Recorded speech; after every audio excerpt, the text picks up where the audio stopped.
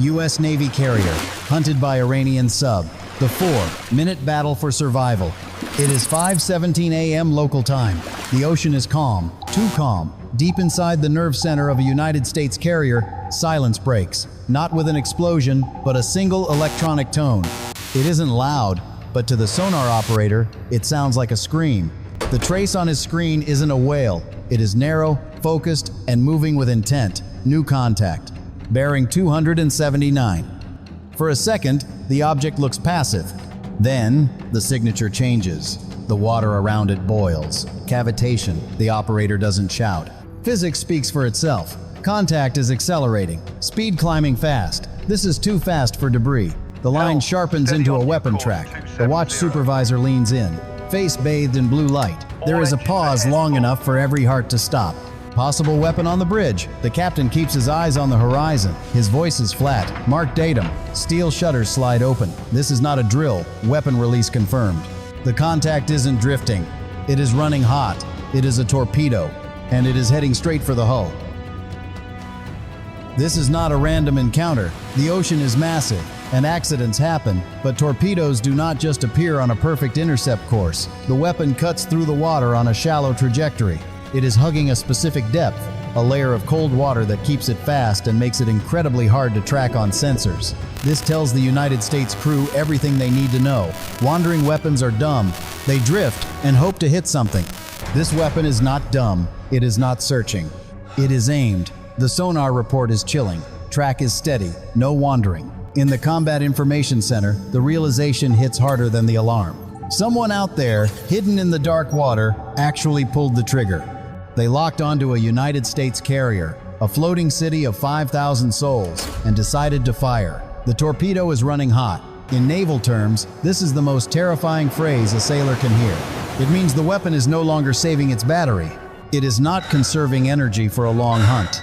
It is burning everything it has because it believes it is close enough to kill. The specific acoustic signature suggests a heavyweight torpedo, likely launched from a diesel-electric submarine. These subs are quiet holes in the water, designed for coastal defense, designed to ambush big ships in shallow waters. For the sailors on board, the politics of the region do not matter right now. What matters is the math. A torpedo like this hits below the waterline. It does not just punch a hole in the side, it targets the keel. If it hits, the flight deck buckles, jet fuel lines rupture. The ship stops being a weapon and starts becoming a tomb. The enemy captain who fired this was not sending a warning shot. You do not fire a homing torpedo as a warning. This is an assassination attempt on a billion-dollar warship. And right now, the only thing standing between the ship and total disaster is a team of young operators staring at a scrolling timeline.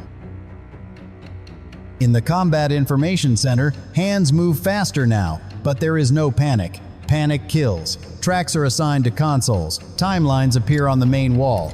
A digital clock starts ticking in the corner of the main display. It does not count up. It counts down. Time to closest point of approach, measured in minutes, then seconds. The bridge phone rings once. CIC to bridge. We have an inbound torpedo track bearing 279, speed high. No one asks who fired it. That question can wait. The captain nods once. He does not scream. He barely raises his voice. All stations. Condition 1. Throughout the massive ship, the shift is instant. Alarm sound. A rhythmic pulsing tone that every sailor knows in their bones. Watertight doors begin to seal automatically. Massive steel latches slam shut, isolating sections of the ship to prevent flooding. Systems transition from standby to live. The carrier ahead maintains its course. It looks deliberate, massive, as if it does not know danger is racing beneath the surface. But inside, the ship is waking up. In CIC, the torpedo's acoustic signature grows louder. It is adjusting depth. Guidance is active. This is the nightmare scenario. The torpedo is listening. It is thinking. The fire control team plots the path again. They run the numbers. Solution unchanged. Weapon is committed. Closest approach in 4 minutes. Above deck, the sunlight breaks cleanly across the carrier wake. The sea looks deceptively smooth, but below the surface, death is moving at 50 knots. The captain speaks again. Maintain course. No evasive turn. It sounds insane. Why not turn? Why not run? Because turning too early confirms the target. If the ship turns now, the massive wake gives the torpedo a clearer acoustic picture. It tells the weapon, yes, I am here. Turning wrong would make things worse. In CIC, a junior sailor swallows hard. His eyes are locked on the scrolling numbers. The data does not care how he feels. The numbers keep dropping. The torpedo does not slow. It does not hesitate. Track is firm. Weapon is homing. The room goes silent, except for the steady ping of the system marking each second slipping away. The captain makes the call. Recommend active sonar. This is a heavy decision. Active sonar is not subtle. It is a shout into the ocean. It gives away the ship position to everyone within 100 miles. Go active. Below the hull, the ship speaks. Ping. A sharp, metallic pulse slams into the water. It ripples outward in expanding rings, hitting everything in its path. The return comes back instantly. Solid return. Weapon confirmed. The torpedo hears the ping. It answers. Not with fear, but with adjustment. Minor course correction. Still inbound. That reaction seals it. This is not a dumb weapon riding momentum. It is processing. It is listening. It is choosing. On a console, the torpedo seeker tone changes pitch. Subtle, but clear to the experts. It has found something it likes. Countermeasures ready. Launch. Behind the scenes, compressed air hisses. Acoustic decoys eject into the sea. They drop fast, activating seconds later. They bloom underwater, filling the surrounding space with false signatures. Loud, convincing echoes meant to confuse and seduce the weapon. Decoys in the water. For a moment, the torpedo hesitates. The white line on the screen wavers. A fraction of a degree. A breath of hope in the room. Then it corrects. Negative effect. Weapon rejected decoy. The line snaps back into its original path. Tighter than before. The torpedo is too smart. It knows the difference between a decoy and a 100,000-ton ship. On the bridge, no one swears. The captain knuckles tighten just enough to whiten, then relax. All escorts. Execute separation plan.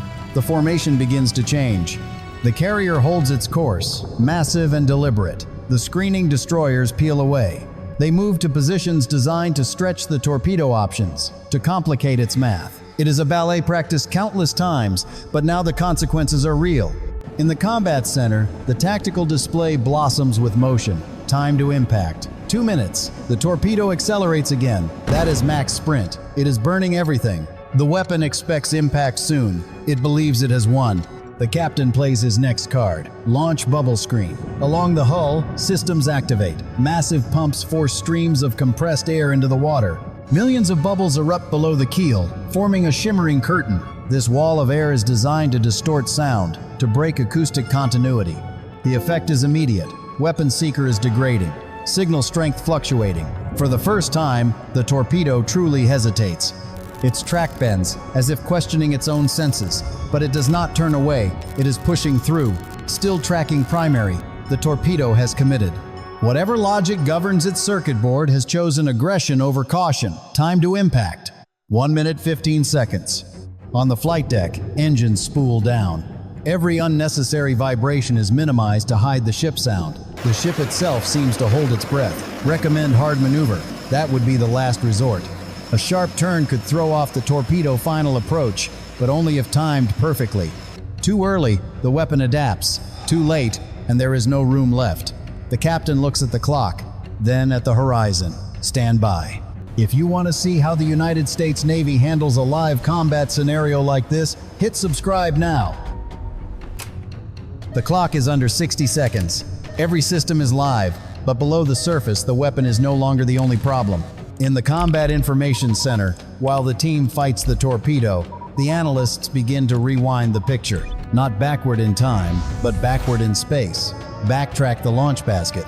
Lines bloom outward on the display, converging toward a patch of dark ocean that looked empty moments ago. The math is unforgiving. The confidence of the weapon gives it away. Probable firing point narrowing. Sonar sends another ping out. Not loud this time, precise. The return comes back layered and dense. A shape is hiding inside the clutter of the seafloor. There. Secondary contact. Large, slow, deep. The room tightens. That is not debris. The contact shifts depth by a few meters, trying to blend into thermal layers. It does not work. Contact classified. Subsurface firm. The bridge phone clicks. CIC to bridge. We have a second contact. Submarine correlated with weapon launch. No drama, just confirmation. The captain asks for nationality. Databases cross-reference hull shapes. Signature matches Iranian diesel electric class. High confidence. That answers the question nobody asked out loud. Below the surface, the submarine moves. A controlled descent. They are trying to slip away while their torpedo does the dirty work. Classic evasion, shoot and scoot, but they made a mistake. They stayed to watch. Launch ASW Helo. On the deck, the Seahawk helicopter rotors spin up, chains drop. In seconds, it lifts cleanly into the sky. In CIC, the officer speaks quietly. We cannot chase both. Resources are finite. Priority remains the weapon. Contain the sub. 2 hunters, 1 ship, 1 decision left. In the Combat Information Center, the torpedo track flashes amber. Final approach. No more theory weapon inside the terminal envelope. Launch counter torpedo. Deep within the ship, a tube floods, pressure equalizes, and a second shape slips into the ocean. Shorter, faster, built for one purpose, only kill the hunter. It ignites instantly, tearing through the bubble screen and locking onto the inbound threat. Guidance logic is ruthless. No deception, no doubt. Counter weapon, active. High-speed intercept. On the main display, 2 lines race toward each other, 1 inbound, 1 outbound. The geometry is brutal. Intercept solution steady. The enemy torpedo suddenly realizes it is no longer alone. Its seeker flares, juking in a desperate last-second correction. It doesn't matter. The counter torpedo adjusts faster, climbing through the water with violent efficiency. Closing, closing. Then the screen blooms white. A concussive shockwave rolls through the sea. A dull underwater thump faintly felt through the hull. The inbound track vanishes, replaced by scattered noise. Kill confirmed, sonar reports. No one speaks. The supervisor nods once. Primary weapon neutralized. On the bridge, the captain doesn't react. His eyes remain forward, already on the next problem. Engage submarine. Above the water, the Seahawk is already moving. Cleared hot, the helicopter banks over the last firm datum. The sonar picture is sharp now, undeniable. The submarine is still there, slower, trapped. Sub attempting descent, minimal speed. They're trying to disappear beneath another layer. They won't make it. Weapon away. A second object drops cleanly into the sea. No fanfare, no hesitation. It arms almost immediately, diving deep, listening as it hunts. Below, the submarine reacts too late, turning hard, dumping ballast, changing depth aggressively. Every evasive maneuver drilled into its crew. Sonar watches it all. Their maneuvering is erratic. They know. The U.S. weapon closes with terrifying speed, seeker refining, rejecting decoys, ignoring clutter. The submarine cuts propulsion, going nearly silent. It buys seconds. Not enough. Contact lost. Standby. Contact regained. Strong return. The underwater detonation is sharper this time. Deeper. Final. Metal screams beyond design limits. Compartments collapse. Structure gives way. The track fractures into fragments of noise, then stillness. Submarine contact no longer maneuvering. No propulsion noise. No one says sunk. The Navy does not speculate in moments like this. But everyone understands. Above the surface, the helicopter pulls back, maintaining orbit. Sensors still record everything. Evidence, proof, insurance. On the bridge, the captain finally exhales. Resume screen. Maintain readiness. The carrier never altered course. Not once. In the Combat Information Center, data streams are already being archived. Acoustic signatures, weapon behavior, enemy reactions. Every second is preserved. This was not chaos. It was execution. The torpedo had been answered. The submarine had been neutralized. The ocean once again belongs to the quiet professionals. No cheers, no celebration, just the steady hum of systems returning to watchful silence. The ship exhales without ever showing it was holding its breath. Crews resume motion like nothing happened. The message was delivered underwater, in silence, at speed. A single torpedo was launched with intent. It was not a warning shot, it was a decision. And it was answered. Fire once, reveal everything. The ocean remembers, the sensors remember. Somewhere, a commander will look at a gap in a patrol schedule, at a silence where noise should be. They will understand. This is how naval confrontations end. No flags waved, no victory declared. Just a line drawn in water that cannot be seen, but will not be crossed lightly again. They fired once. They will think for a long time before firing again.